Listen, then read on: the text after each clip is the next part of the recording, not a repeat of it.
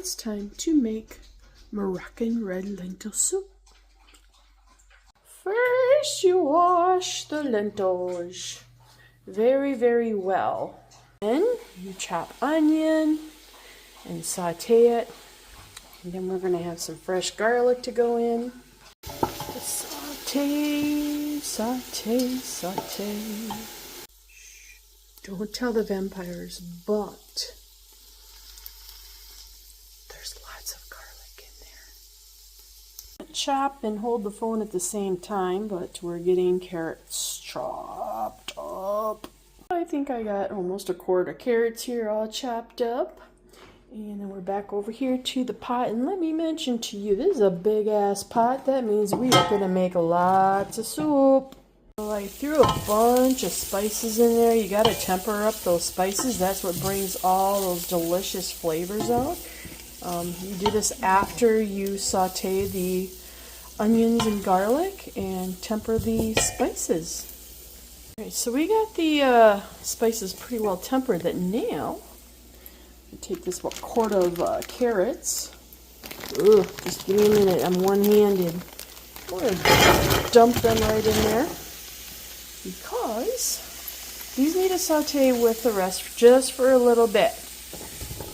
Just until they get a little bit tender. And then we're going to start adding all the other goodness. So as that's still sauteing, it takes about 10 minutes. Next step is going to be the veggie broth. And then typically it would be whole tomatoes or diced tomatoes, but we'll make this work. It'll be all right. It's just all right. I'm just kind of eyeing up these lentils. There's 4 cups of lentils because I'm making big ass soup. What's the rule in the kitchen? Do you remember what I said? There's no whining in the kitchen. No, listen to me now. No whining in the kitchen. There's only cooking wine and drinking wine, okay? Okay.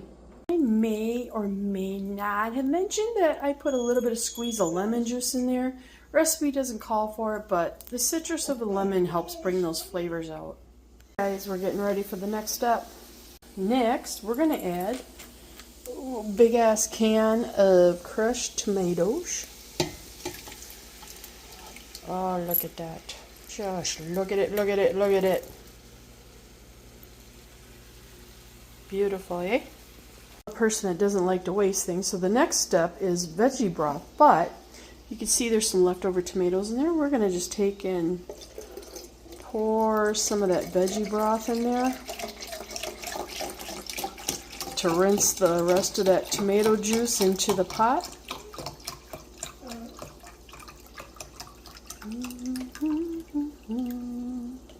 The trick here. Veggie broth going in. Kind of swish it, get some of the rest of that juice out.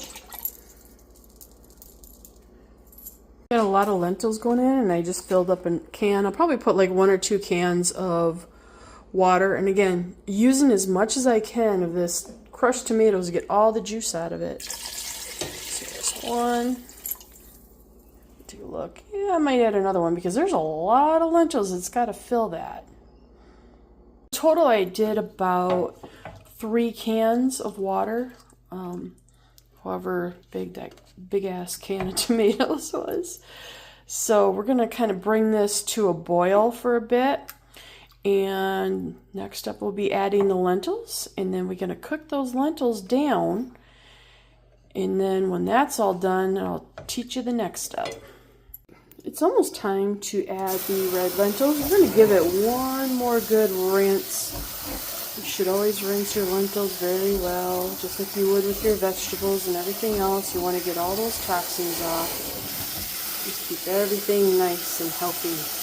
Again, could not add all those lentils and film at the same time, but they are now in the soup. And so what we're working towards here is, see those lentils? We're going to let those cook. And then we'll work our way to the next steps. But we're making progress. The house smells amazing. This is vegan and vegetarian friendly. There is no meat byproduct whatsoever. I am cooking this for a vegetarian friend. I've made this for her before and she loved it. So we're gonna make her a big pot. This has been simmering for quite a while, and what I'm gonna do is I'm gonna turn this off. Because the next step that we want to do, we want to let it cool a little bit, and then we're going to emulge it. And that kind of makes it more of a creamier soup. You could make it chunky like this if you like it, but I prefer this soup to be more creamier. So you can see all the lentils in there.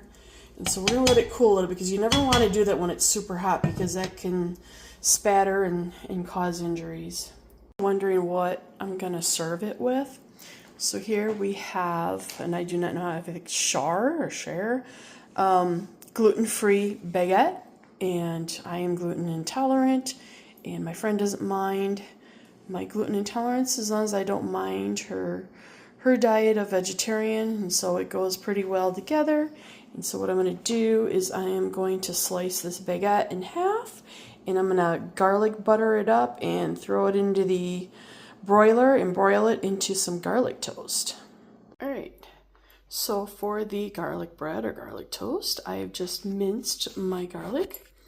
I have some butter here, and then what I'm going to do something different. Usually I would maybe microwave it a little bit, but I want to roast that garlic. So I got a little bit of olive oil in here in a pan, heating up, and then we're going to roast that garlic and throw the butter in, and oh yeah, we are going to incorporate some awesome flavors.